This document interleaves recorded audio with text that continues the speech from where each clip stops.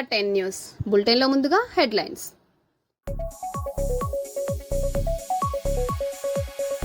ఆర్టీసీలో మ్రోగిన సమ్మె సైరన్తో ఆర్టీసీ బస్సులు డిపోకే పరిమితమయ్యాయి.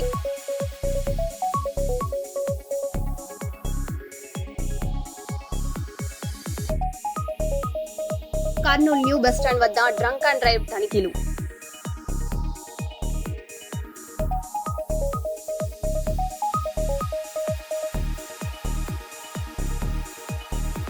హైదరాబాద్ ట్రాఫిక్ పోలీసులకు కూల్ మిస్ట్ ఫ్యాన్.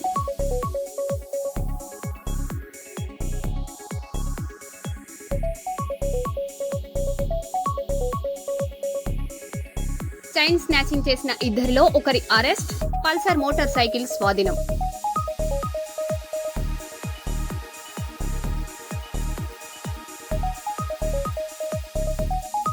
రాష్ట్ర వ్యాప్తంగా ఆర్టీసీ సమ్మె ప్రారంభం.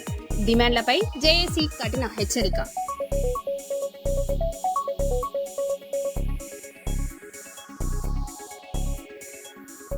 ఇక వివరాల్లోకి వెళ్తే, సింగరేణి బకాయిల వసూలు పరిరక్షణ కోసం ఏప్రిల్ 28న హైదరాబాద్ విద్యుత్ సౌధ వద్ద నిరసన చేపట్టినట్లు సిఐటియు రాష్ట్ర ప్రధాన కార్యదర్శి తుమ్మల రాజారెడ్డి తెలిపారు.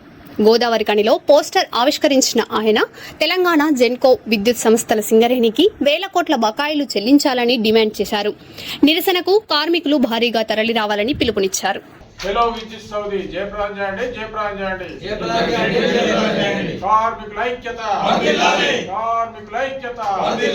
ఈ నెల 25న జరుగు చలో విద్యుత్ సౌధి జయప్రదం చేయండి, జయప్రదం చేయండి. విద్యుత్ సంస్థలు వెంటనే చెల్లించాలి. రాష్ట్ర ప్రభుత్వ విద్యుత్ సంస్థలు బకాయి పడ్డ రూపాయలు వెంటనే చెల్లించాలి. సిఐటియు చలో విద్యుత్ సౌధ, చలో విద్యుత్ సౌధ, బకాయిలు వసూలు చేద్దాం. చలో విద్యుత్ సౌధ జయప్రదం చేద్దాం. చలో విద్యుత్ సౌధ వద్ద జరుగు నిరసన కార్యక్రమాన్ని జయప్రదం చేద్దాం. కార్మికుల ఐక్యత, సింగరేణి బకాయిలు వెంటనే, సింగరేణి బకాయిలు రాష్ట్ర ప్రభుత్వానికి సంబంధించిన విద్యుత్ సంస్థలు 46,000 కోట్ల రూపాయలు చెల్లించాలి. సిఐటియు జిందాబాద్.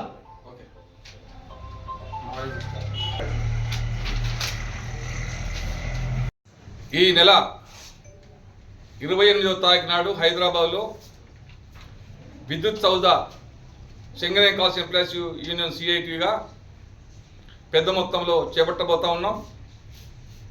సింగరేణి యాజమాన్యం మెతక వైఖరి వల్ల, సింగరేణిలో ఉన్న గెలిచే సంఘాల మెతక వైఖరి వల్ల ప్రభుత్వం సింగరేణి సొమ్మంతా దోసుకొని విద్యుత్ సంస్థల ద్వారా పెద్ద మొత్తంలో బకాయిలు పడి సింగరేణి సంస్థను కుంటుబెట్టేట్టు చేస్తూ ఉన్నారు.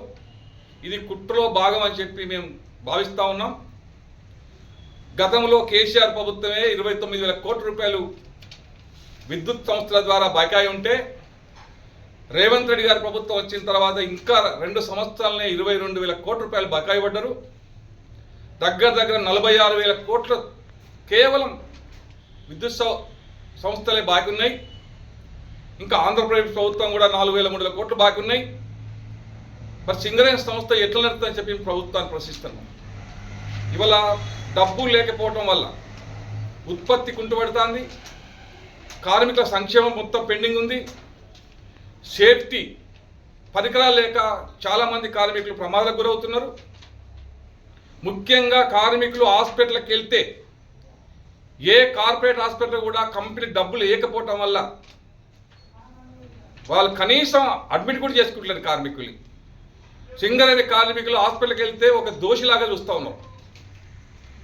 పెద్ద పెద్ద కాంట్రాక్టులన్నీ కూడా కాంట్రాక్టులకు డబ్బులు చెల్లించకపోవటం వల్ల 100 కోట్లు ఖర్చు పెట్టి కేవలం 5-10 కోట్లు ఖర్చు పెట్టి కాంట్రాక్టులన్నీ కూడా ఇవాళ పెండింగ్లో ఉన్నాయి. కార్మికులకు అత్యవసర సర్వీసులు అటువంటి మెడికల్ సర్వీస్ అందక పిట్టల్లాగా కార్మికులు రాలిపోతూ ఉన్నారు. మంచినీటి సౌకర్యానికి పైసలు లేవు, హాస్పిటల్ సౌకర్యానికి డబ్బులు లేవు, పాఠశాల నిర్వహణకి డబ్బులు లేవు, పరికరాలు కొత్త మిషన్లు కొనడానికి పరికరాలు లేవు, పరికరాలు కొనుక్కోవడానికి డబ్బులు లేవు. మరి ఇట్లా ఈ సంస్థను ఇంకెంతకాలం నడుపుతామని చెప్పి మేము ప్రభుత్వాన్ని సూటిగా ప్రశ్నిస్తున్నాం. ఇప్పటికైనా సరే కనీసం ఈ బడ్జెట్లో 10,000 కోట్లను ఇస్తారని ఎదురు చూసినాం. కానీ సింగరేణి ఎన్నికల సందర్భంగా అట్లాగే రాష్ట్ర ప్రభుత్వం అసెంబ్లీ పార్లమెంట్ ఎన్నికల సందర్భంగా ముఖ్యమంత్రి గారు సింగరేణి కార్మికుల కోరికలన్నీ నెరవేర్స్తామని చెప్పారు. నిన్నాక మొన్న భూపాలపల్లిలో పెట్టి కార్పొరేషన్ ఎన్నికల సందర్భంగా కూడా వివరించాడు. మెడికల్ బోర్డు బంద్ పెడుతుంది, ఇంకా అది కాక కొత్తగా ఉద్యోగం వచ్చినందుకు విజిలెన్స్ పెట్టి భయభ్రాంతులకు గురి చేయబడుతుంది. 150 మస్తుల సర్క్యులర్ తీసుకొచ్చి డిస్మిస్ కార్యక్రమం చేస్తామని భయపెట్టేబడుతుంది. 5-6 వేల మంది కార్మికుల్ని ఉద్యోగం తొలగిస్తామని రకరకాల కొర్రీలు పెట్టబడుతుంది. అయినా మా కార్మిక సంఘాలకు చెవుగుట్టట్లేదు. పొద్దంతా ప్రభుత్వంతో ఏఐటీస్ ఐఎన్టీస్ అట్టగావుతారు. కానీ కార్మిక సంక్షేమం కానీ ఈ సింగరేణి కంపెనీని కాపాడుకునే అవసరం కానీ ఈ కార్మిక సంఘాలకు పట్టినట్టు కనబడతలేదు.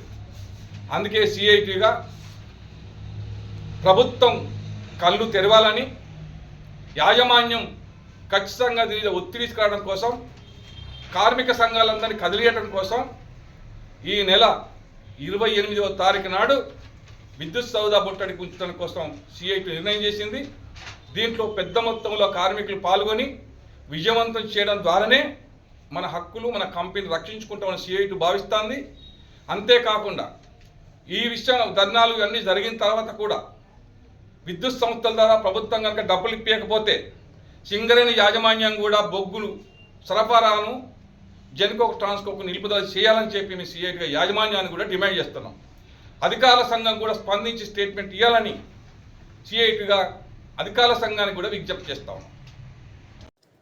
ఎండల తీవ్రత నుంచి ట్రాఫిక్ పోలీసులకు ఉపశమనం కల్పించేందుకు హైదరాబాద్ పోలీస్ మిస్ట్ ఫ్యాన్లను అందుబాటులోకి తీసుకొచ్చింది. అసెంబ్లీ కూడలి వద్ద joint CP Joel Davis demo పరిశీలించారు. గంటల తరబడి ఎండలో విధులు నిర్వహించే సిబ్బందికి చల్లని గాలి, నీటి తుంపరలు అందించే ఈ ఫ్యాన్లను త్వరలో నగర వ్యాప్తంగా ఏర్పాటు చేయనున్నట్లు అధికారులు తెలిపారు.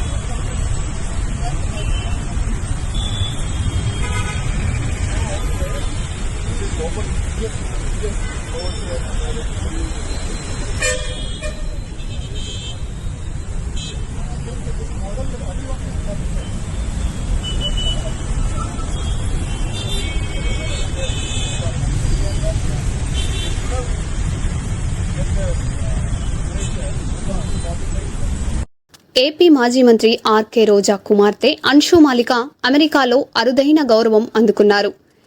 ఇండియన్ యూనివర్సిటీ ప్రదానం చేసే ప్రతిష్టాత్మక హెర్బెన్ బి వెల్స్ అవార్డు 2026కు ఎంపికయ్యారు. విద్యలో ప్రతిభకు ఈ అవార్డు లభించగా రోజా ఆనందం వ్యక్తం చేశారు.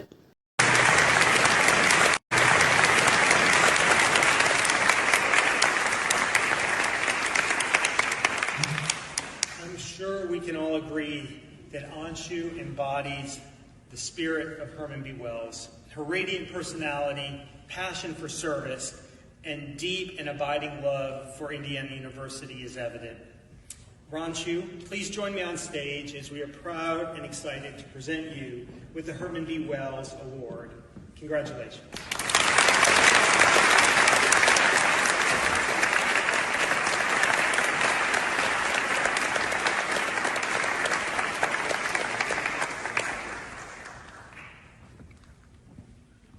Of Bloom magazine as a young superstar, and that she is, recognizing her leadership, innovation, and global impact. Through her work at the intersection of technology, equity, Anshu is committed to building systems and opportunities that empower the next generation of change makers. So let's hear from Anshu in her own words, about the legacy she is leaving here at IU.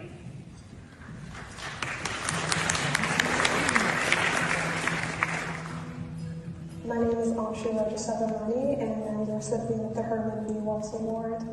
So I think winning the award named after Herman B. Wells is a huge deal. It felt so surreal when I got the call from Dr. Lamar. I was like, are you sure?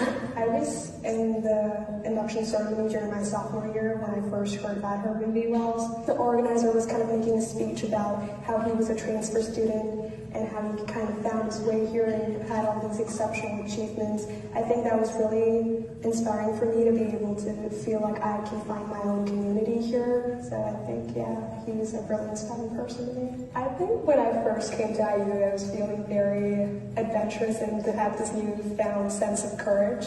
I always had a sense of self-doubt before I came here, and when I came here, I felt like I had this space to kind of reinvent myself, just step away from that shy person. I was like, okay, I wanted to start a podcast. I really like highlighting the stories of women, and I searched online and found the Center of Excellence for Women in Technology, found their assistant director, and I was like, okay, I'm gonna email her, what's the worst she can say? And she replied back with saying, hey, we just started this podcast and our intern's leaving, do you wanna produce it?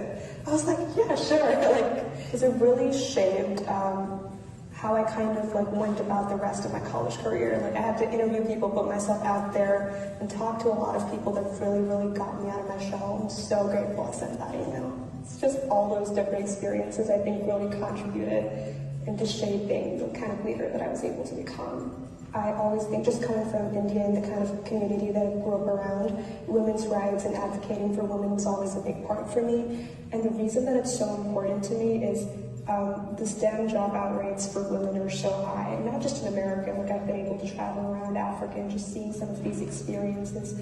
And that's totally preventable if we find opportunities for community, for mentorship, and for support, and helping them when they're at their most vulnerable. And so I'm so grateful for the opportunities that I've been given, and I want to be able to continue to create more opportunities for other women behind me. When I graduate, I kind of want to work in the intersection of AI and mental health or some kind of social impact startups, while also continuing to advocate for women and continuing to grow my nonprofit. Wells had a radiant personality, a passion for service, and a deep and abiding love for this university.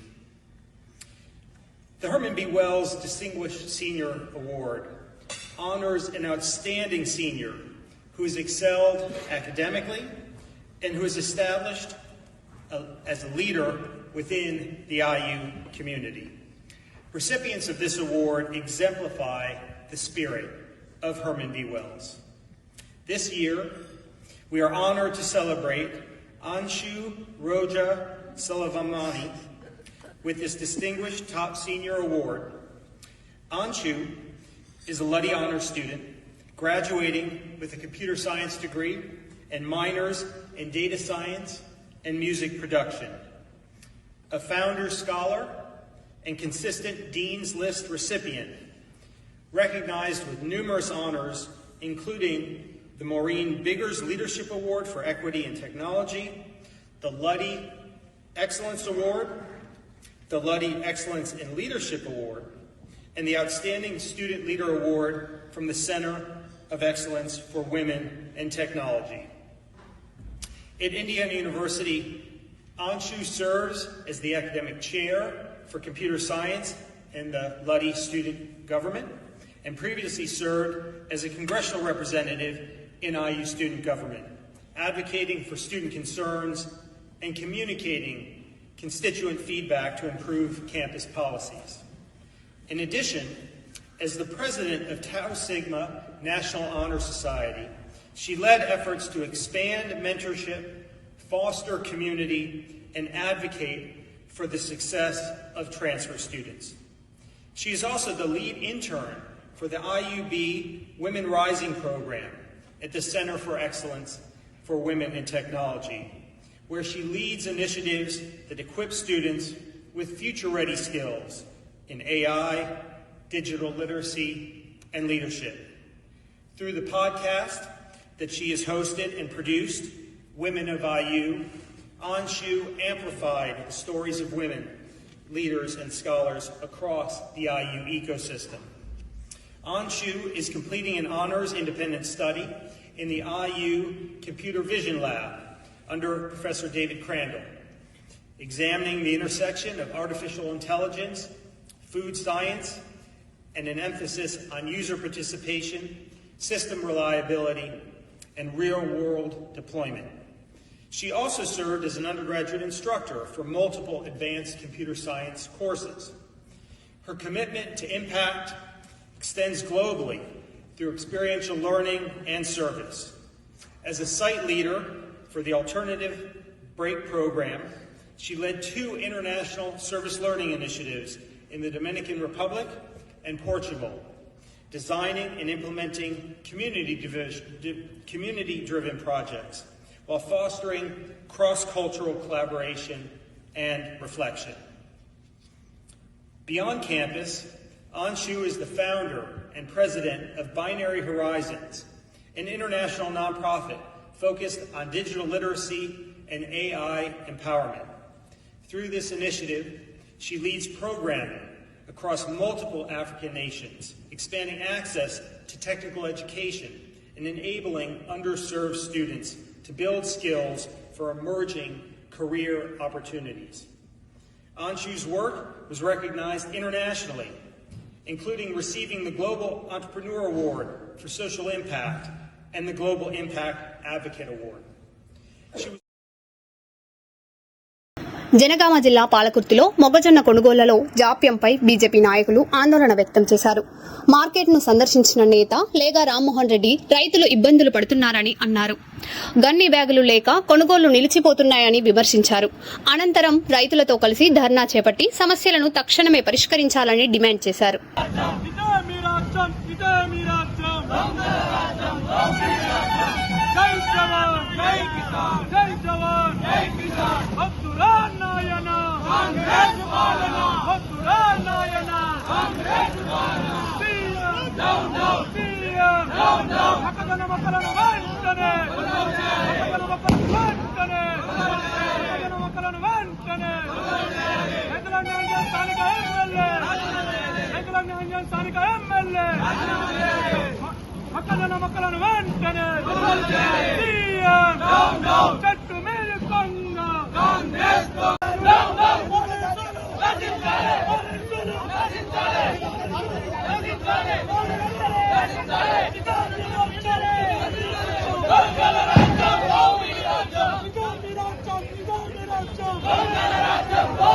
జిల్లా SP Vikrant Patil ఆదేశాల మేరకు కర్నూలులో రాత్రి వేళల్లో ప్రత్యేక visible policing నిర్వహించారు.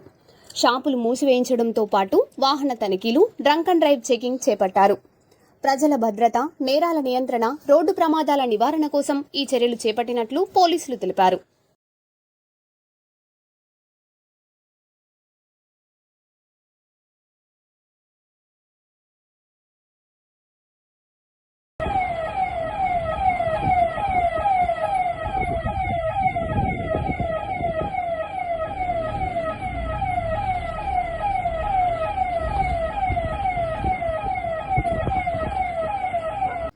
హైదరాబాద్ రవీంద్ర భారతిలో తెలుగు సంస్కృతి సాహితీ సేవా ట్రస్ట్ ఆధ్వర్యంలో ఘన కార్యక్రమం జరిగింది. సంస్థ వ్యవస్థాపక అధ్యక్షుడు డాక్టర్ మాచవరం గౌరీశంకర్ ఆధ్వర్యంలో వివిధ రంగాల్లో ప్రతిభ కనబరిచిన వారిని సత్కరించారు. సిరిసిల్ల డీఎస్పీ నాగేంద్రచారి చేతుల మీదుగా అవార్డులు ప్రదానం చేశారు. జర్నలిస్టు విభాగంలో గరికె సుమన్ జాతీయ పురస్కారం అందుకున్నారు. తెలుగు సంస్కృతిని ప్రపంచానికి పరిచయం చేయడమే లక్ష్యమని నిర్వాహకులు తెలిపారు.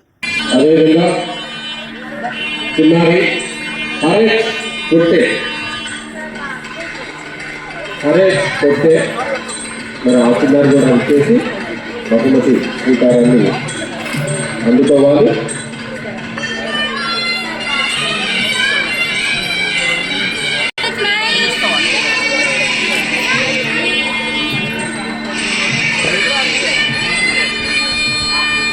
ఓకే, నెక్స్ట్ చేతన ప్రియ, ముప్పరాజు చేతన ప్రియ సిద్ధంగా ఉండాలమ్మా.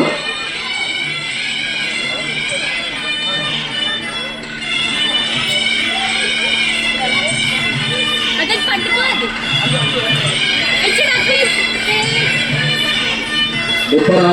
చేతన ప్రియ.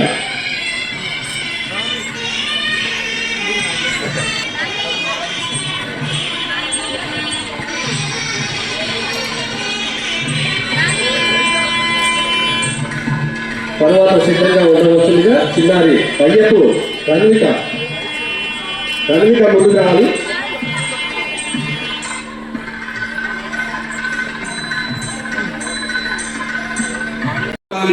రాజకీయ వ్యవస్థలో కేవలం నిజం మాత్రమే రాస్తే సరిపోదు, కానీ ఆ నిజం రాయాలంటే ఉండాల్సింది ఓ అద్భుతమైన గడుసుతనం. ఆ అద్భుతమైనటువంటి నైపుణ్యంతో అందరినీ కలుపుకుంటూ నిజాన్ని నిర్భయంగా తెలియజేస్తూ ఈ రంగంలో వారు సేవలు అందిస్తున్నందుకు గాను వారికి ఈ అవార్డు ప్రదానాన్ని అందజేయడం జరుగుతుంది. వారికి ప్రత్యేకంగా అభినందనలు, ధన్యవాదాలు తెలియజేస్తున్నాం.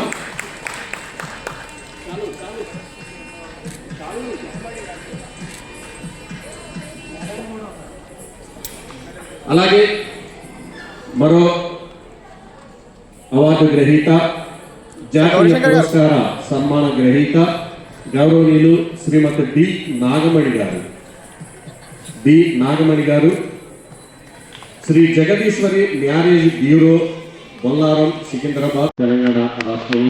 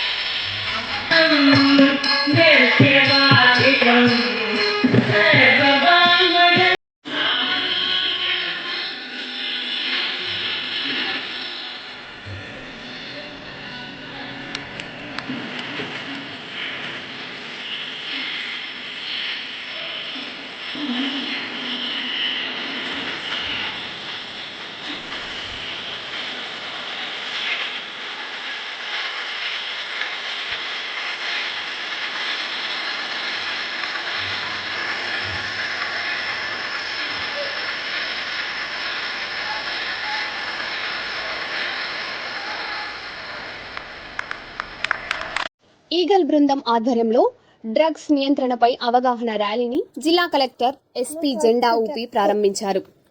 ప్రభుత్వ సర్వజన వైద్యశాల నుంచి కలెక్టరేట్ పీజీఆర్ఎస్ హాల్ వరకు ర్యాలీ నిర్వహించారు. ఈ ర్యాలీలో Nandyal sub division SP M Javali Alphonse, eagle బృందం ప్రతినిధులు పాల్గొన్నారు. డ్రగ్స్ నిర్మూలనపై ప్రజల్లో అవగాహన కల్పించడమే లక్ష్యంగా ఈ ర్యాలీ నిర్వహించనున్నట్లు అధికారులు తెలిపారు.